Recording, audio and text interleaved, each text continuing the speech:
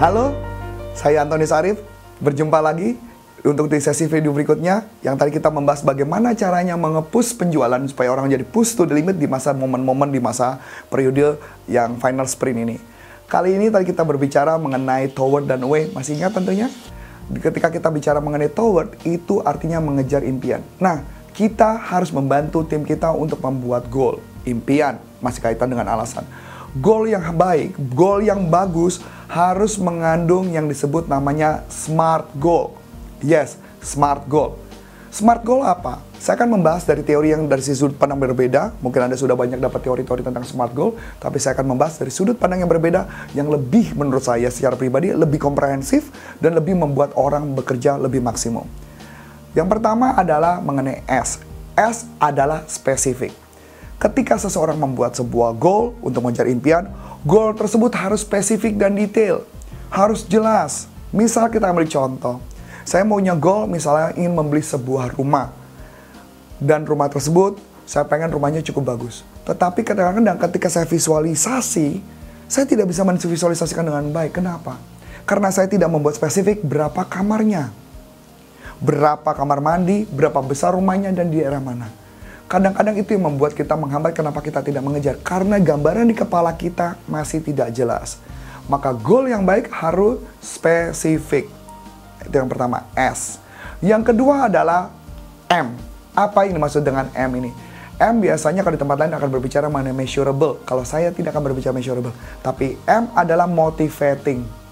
Apa yang memotivasi orang tersebut untuk mengejar goal? Itu yang paling penting. Kalau dia nggak punya alasannya mengejar goal itu, maka dia tidak akan pernah mengejar goal. Jadi apa motivasinya? Yang ketiga adalah attainable. Attainable itu bisa disamakan dengan achievable. Adalah bahwa goal itu masuk akal, bisa diraih, bisa dapat, dan sebagainya. Misal contoh, goal yang tidak achievable seperti apa? Saya ambil contoh simple. Misalkan saya adalah Antonius Arif gitu ya. Saya pengen menjadi, kebetulan saya adalah warga negara Indonesia, saya pengen menjadi presiden Amerika. Apakah mungkin? Kelihatannya hampir tidak mungkin, karena saya warga negara Indonesia. Jadi otomatis, goal itu tidak akan pernah achievable sampai kapanpun. Nah, jadi kalau buat goal, harus yang achievable, yang masuk akal. Berikutnya, attainable, ya, tadi atau achievable atau attainable. Yang berikutnya adalah relevan. Apa itu relevan?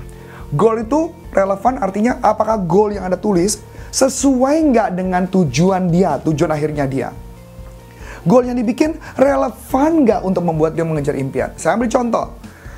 Anda pengen nge-push tim Anda, pengen mereka bekerja push to the limit, tapi goalnya dia cuma tulis gini. Goal saya adalah membeli tiket kereta api ekspres ke Jakarta Bandung bersama anak-anak saya. Saya tanya sama Anda, pergi tiket kereta api ekspres ke Jakarta Bandung kurang lebih berapa? Paling mahal juga 200.000. 200.000 kali 2 berarti 400.000. Kalau misalnya pergi sama anaknya berdua doang.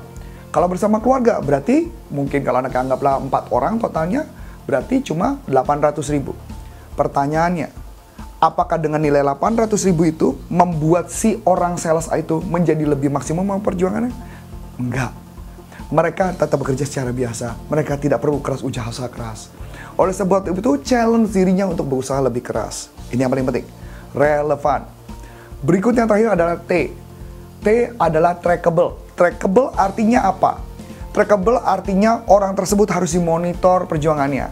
Harus dimonitor step by step. Kalau saya mengatakan, kalau saya ketika meng-coaching seseorang atau mempush seseorang atau dalam perjalanan saya ketika memberikan motivasi pada seseorang, saya tanya, apa langkah kecil pertama yang harus dilakukan untuk mengejar impian itu?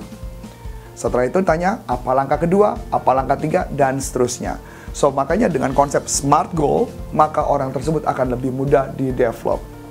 So, kita akan membahas di sesi berikutnya yang lebih seru lagi untuk bagaimana membuat manusia itu bekerja secara maksimum. Sampai jumpa di seri video berikutnya.